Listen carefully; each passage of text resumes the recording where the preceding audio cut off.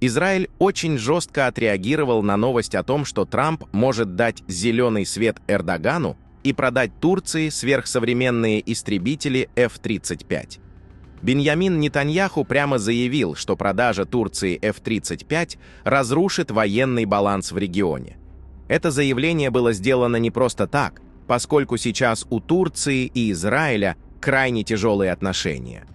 Эрдоган при каждом удобном случае угрожает захватить Иерусалим, называя его историческими землями времен Османской империи, на что Нетаньяху всегда дает жесткий ответ, подчеркивая, что Израиль – мощная страна, способная показать свою силу. Помимо этого, Израиль обвинил президента Турции Реджепа Таипа Эрдогана в неблагодарности. Бывший пресс-секретарь израильской больницы Ихилов Ави Шошан в эфире 14-го канала заявил, что несколько лет назад Эрдоган якобы болел раком, и по просьбе Моссада Израиль направил к нему ведущего врача из больницы Ихилов, который, по его словам, спас турецкому лидеру жизнь. Официальной реакции со стороны Турции на эти заявления пока не последовало. Шошан также напомнил, что ранее представители азербайджанских диаспоральных кругов намекали на тяжелую болезнь сына президента Азербайджана, утверждая, что ему также помогли израильские врачи. Тем временем президент США Дональд Трамп публично прокомментировал недавнее заявление премьер-министра Израиля Биньямина Нетаньяху в адрес Турции и Эрдогана. «Мне нравится президент Эрдоган. Он выкатил красную дорожку. Он великолепен. Но Биби вчера говорил грубые вещи о Турции и Эрдогане», — заявил Трамп. По его словам, между Эрдоганом и Нетаньяху существует взаимная неприязнь. Американский лидер также подчеркнул, что именно ему удалось отговорить Эрдогана от вступления в войну на стороне, противоположной Израилю. «Это военная держава, миллионы солдат. Турция очень сильна, у них много нашей лучшей техники. Они пытаются получить F-35», — добавил Трамп. На фоне этих заявлений премьер-министр Греции Кириакос Мицотакис прокомментировал возможную продажу Турции американских истребителей F-35. Отвечая на вопрос, может ли такая сделка нарушить баланс сил в Восточном Средиземноморье, он заявил, что не намерен комментировать высказывания Дональда Трампа и Реджепа Таипа Эрдогана. При этом Мицотакис подчеркнул, что любой союз должен строиться на принципах добрососедства.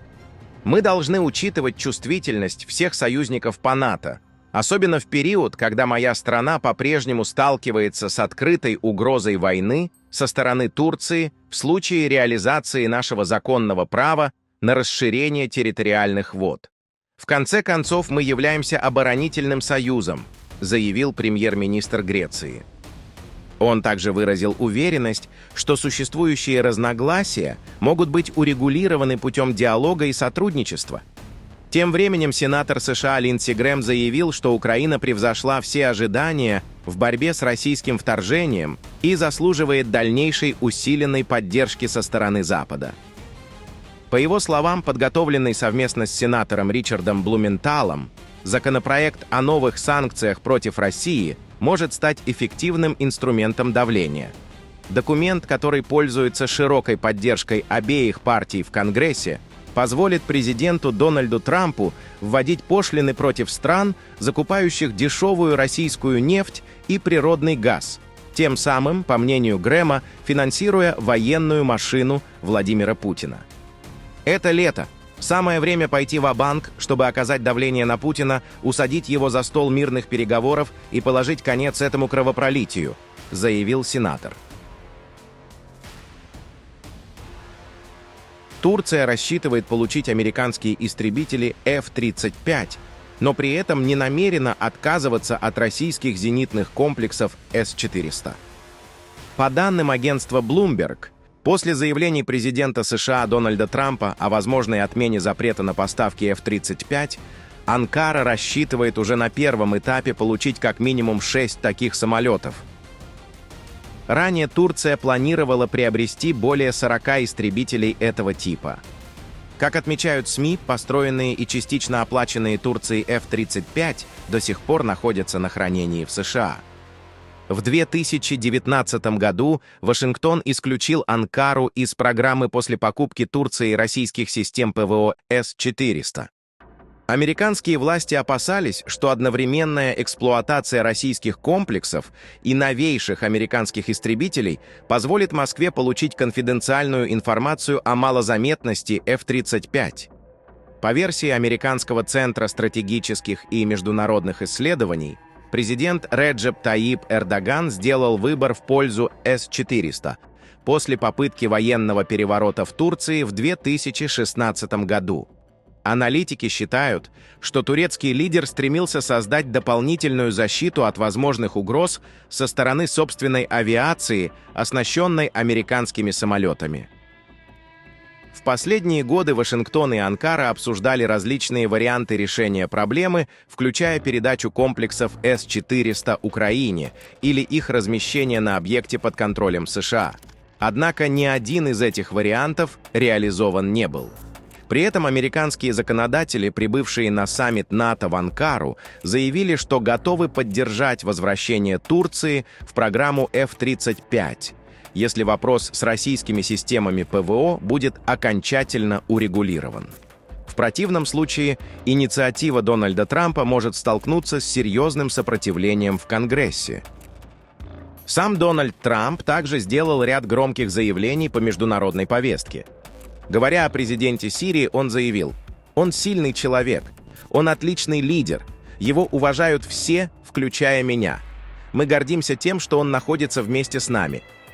Комментируя отношения Турции и Израиля, Трамп отметил, что Эрдоган не вмешивался в ситуацию вокруг Сирии и Израиля. По его словам, турецкий лидер не является другом премьер-министра Израиля Биньямина Нетаньяху, однако сам Трамп считает Эрдогана великолепным партнером. «Послушайте, Турция была фантастическим союзником. Кроме того, она является страной НАТО», заявил президент США. Трамп также добавил: «Израиля не существовало бы сегодня, если бы не я был президентом». Кроме того, американский лидер выразил мнение, что Израиль в будущем выведет свои войска из Южного Ливана. Тем временем президент Турции Реджеп Таyyip Эрдоган ответил на критику со стороны Греции по поводу закупок вооружений. «Разве мы когда-либо задавали господину Мицотакису вопросы по поводу оборонного оборудования, которое приобрела Греция? Мы могли бы спросить: почему вы это купили, но не делали этого? Они свободны покупать и продавать то, что считают нужным. Что касается Турции, то мы уже сами производим эти системы», заявил Эрдоган. Пишите ваше мнение в комментариях и подписывайтесь на наш канал, чтобы не пропускать самые важные новости мира и Ближнего Востока.